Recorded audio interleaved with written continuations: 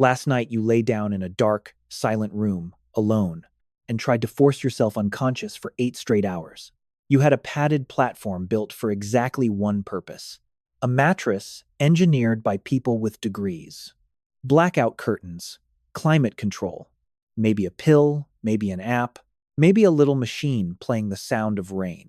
Every advantage in human history, all aimed at the single task of losing consciousness on schedule. And there's a very good chance you lay there anyway, eyes open, brain running, quietly failing at the one thing every animal on Earth is supposed to do without thinking. So here's a question that sounds simple and isn't. How did ancient humans sleep? People with no mattress, no bedroom, no pillow, no blankets, no alarm clock, no door to lock, and no roof over their heads half the time. People lying down in a world where the dark was full of things that wanted to eat them. How did they sleep at all? And why does it look like they did it better than we do?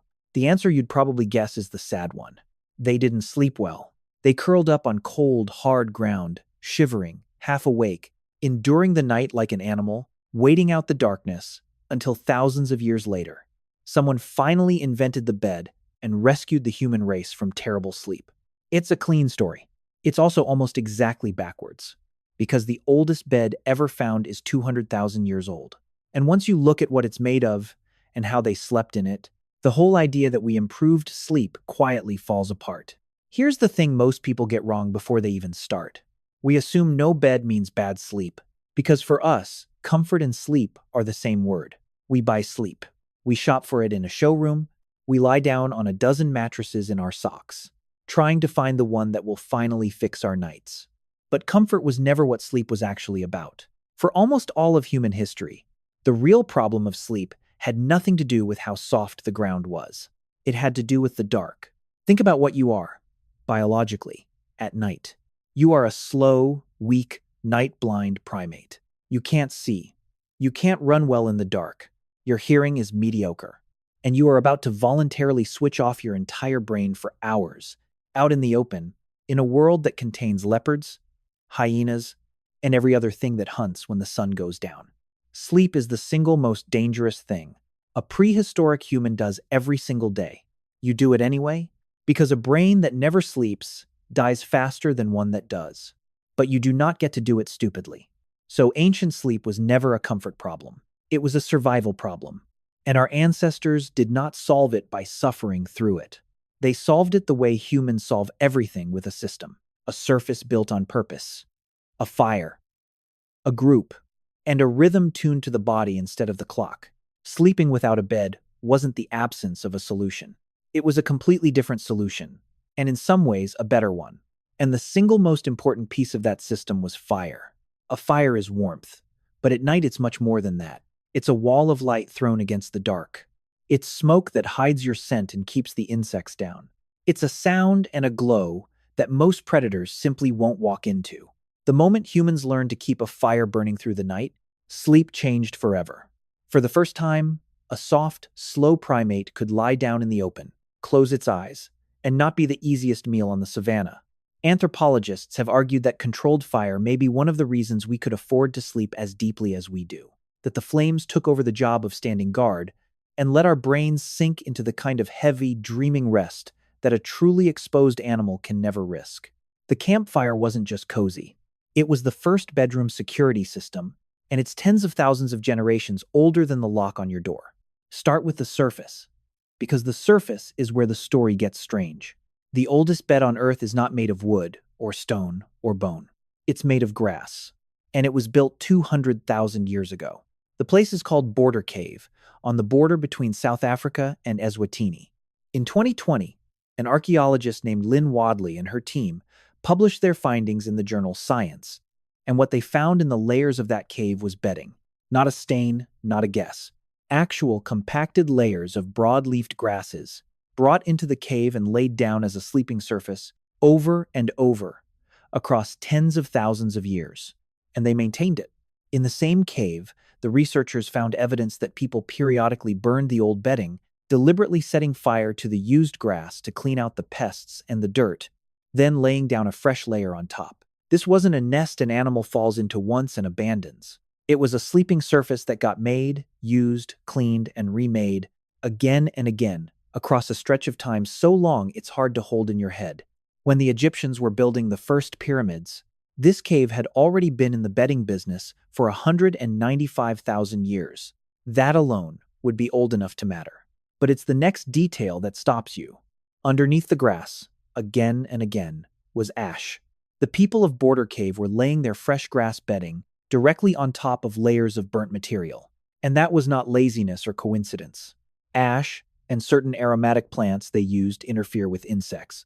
They clog the breathing parts of crawling bugs and drive off ticks and fleas. In other words, before they lay down for the night, these people were treating the ground for pests. Sit with that. 200,000 years ago, someone was doing pest control before making the bed. They gathered clean grass, laid it over an insect-repelling base, and slept on a surface that was dry, soft enough, and deliberately kept free of the things that bite you in your sleep. That is not an animal collapsing in the dirt. That is a species that had already turned sleep into a designed, maintained, engineered act. So the phrase "without beds" quietly falls apart. They had beds. They just weren't the raised, stuffed, sold-in-a-store objects we picture. They were smarter than they look. And the surface was only the first layer of the system. To see the rest of it, we have to look at people still doing it, because a handful of human groups never stopped sleeping the ancient way. And when scientists finally measured them, the results embarrassed a lot of assumptions. In 2015, a sleep researcher named Jerome Siegel led a study that put activity trackers on members of 3 of the last hunter-gatherer and forager societies on the planet: the Hadza in Tanzania, the San in Namibia, and the Tsimane in Bolivia. No electricity, no clocks, no screens. If there was ever going to be a group of humans getting the pure, natural, unbroken sleep we imagine we've lost, it was these people. They slept about 6.5 hours a night. Less than the 8 we're told to chase. Less, in fact, than many people in cities. They didn't go to sleep when it got dark. They usually stayed up hours after sunset, around the fire. What actually governed when they slept wasn't light at all. It was temperature. They drifted off as the night cooled and woke near the coldest point before dawn. And here's the part that should stop you. In these societies, chronic insomnia barely exists. In 2 of the languages studied, there isn't even a word for it. The condition that a huge share of modern adults quietly struggle with, lying awake, unable to shut the brain off, is so rare among people sleeping the ancient way that they never needed to name it. There's another piece of the ancient rhythm, too, and it shows up the moment you take modern light away. In the early 1990s, a researcher at the National Institute of Mental Health named Thomas Ware ran a now-famous experiment. He took ordinary modern people and, for a month, gave them 14 hours of darkness every night, roughly what a human would get in winter with no artificial light. Within a few weeks, their sleep changed shape. It split in 2. They would fall asleep for a few hours, wake up in the middle of the night for an hour or 2 of calm, quiet wakefulness, and then drift back down for a second sleep before morning. That pattern isn't a malfunction. It's history.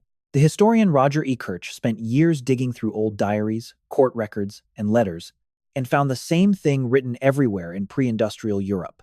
People spoke, completely casually, of their first sleep and their second sleep, with a natural gap between them that they used to pray, talk, tend the fire, or simply lie there. Sleeping in one solid 8-hour block, the thing we treat as the definition of a good night, may itself be a modern invention, and the middle of the night, waking that so many people panic about, could just be an ancient rhythm trying to reassert itself in a body that no longer knows why. Then there's the question of safety, and here the science gets beautiful. If sleep is the most dangerous thing you do, someone should really be awake to watch.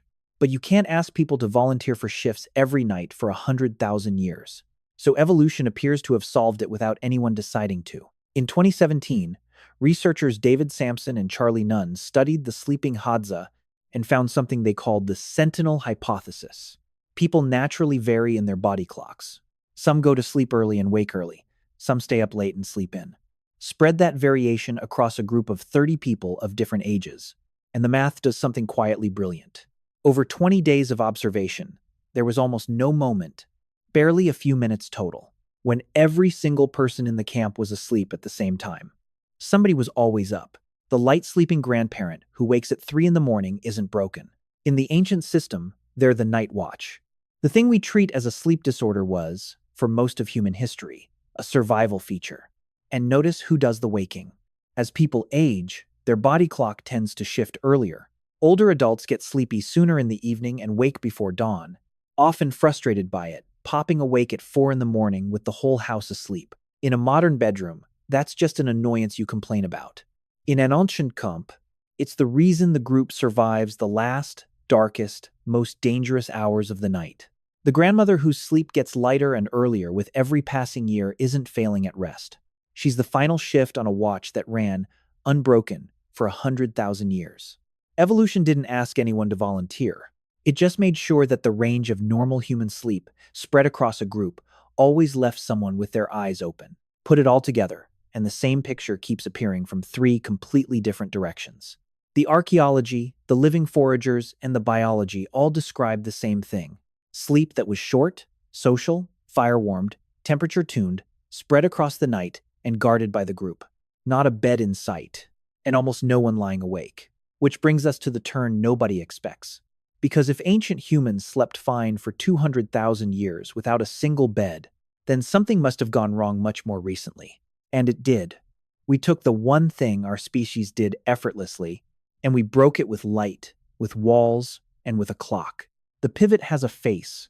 In 1879, Thomas Edison gave the world a practical electric light bulb, and within a few decades, the night simply ended. For every ancestor who ever lived, darkness was a wall that fell at sundown and lifted at dawn, and the body's entire sleep system was built around it. Electric light tore that wall down. Suddenly, the sun setting meant nothing. We could push the day into the middle of the night, and we did, and our bodies never got the memo. And light did more than just keep us up. The specific kind of light matters. Your brain decides it's night by detecting the fading of blue wavelengths in the evening sky, and it responds by releasing melatonin, the hormone that lets you fall asleep. Screens and modern bulbs pour out exactly that blue light, straight into your eyes, at the exact hour your body is trying to power down. So we don't just stay up later. We actively tell our own brains, chemically, that the sun is still up at midnight, holding a glowing rectangle 6 inches from our face. The industrial clock finished the job. Sleep stopped answering to the body and started answering to a shift, a schedule, an alarm. We invented the night shift. Millions of people forced to sleep in daylight and work in the dark, against every signal their biology sends. The disruption is serious enough that the World Health Organization's cancer research arm has classified shift work that scrambles the body clock as a probable human carcinogen. We are, in a real and measurable way, making ourselves sick by refusing to sleep when our bodies were built to. And the modern house did something no ancestor would recognize. It took sleep, the most social act in the ancient world, and locked it in a private room. One person, one bed, one closed door, in the dark, in silence. The exact opposite of the fire-lit, body-warm, someone's always awake system we evolved inside. We didn't just change where we sleep. We took the safest arrangement a human ever slept in, inside a warm ring of other people, and replaced it with the loneliest. And here's how recent all of this is.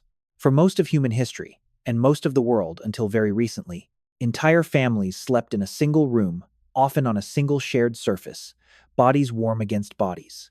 The private bedroom, one person sealed alone behind a door, is a luxury, barely a couple of centuries old, and for much of humanity it's newer than that. The idea that a healthy adult sleeps 8 uninterrupted hours, alone, is not an ancient truth handed down through the ages. It's a very modern habit that we've quietly mistaken for the natural state of things, and then measured ourselves against, and then failed. And then we medicalized what was left. Insomnia went from a condition with no name to one of the most common complaints in the developed world, affecting a large share of adults in any given year. An entire industry rose to sell sleep back to us. Pills, supplements, mattresses, apps, gadgets, worth tens of billions of dollars a year. We are spending fortunes trying to buy the thing our ancestors got for free on a pile of grass. But the strangest symptom is the newest one. In 2017, a team of sleep scientists led by Kelly Barron gave it a name, orthosomnia. It describes people who become so anxious about the sleep data from their fitness trackers and smartwatches that the anxiety itself keeps them awake. They lie in bed, perfectly capable of sleeping, staring at a number on a screen that tells them they slept badly.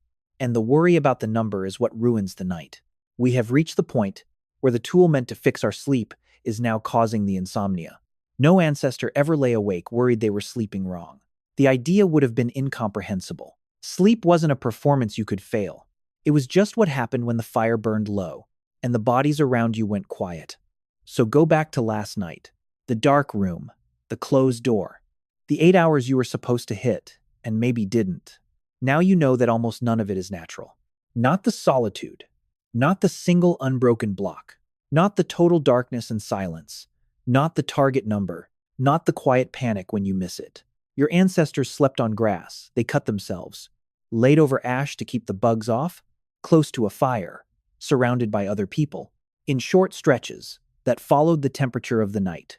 And among the people who still sleep that way, there isn't even a word for the thing that keeps you up. The body you're going to lie down in tonight is not a broken machine that needs a better mattress. It's the same body that slept perfectly well for 200,000 years without a single bed. Nothing was missing from that sleep. We didn't fix it. We just kept adding things: the light, the walls, the clock, the number, until the oldest, easiest thing a human being does became something we lie awake at night trying to get right. Maybe the answer was never a better bed, or a smarter app, or one more thing to buy. Maybe it was everything we put between us and the grass.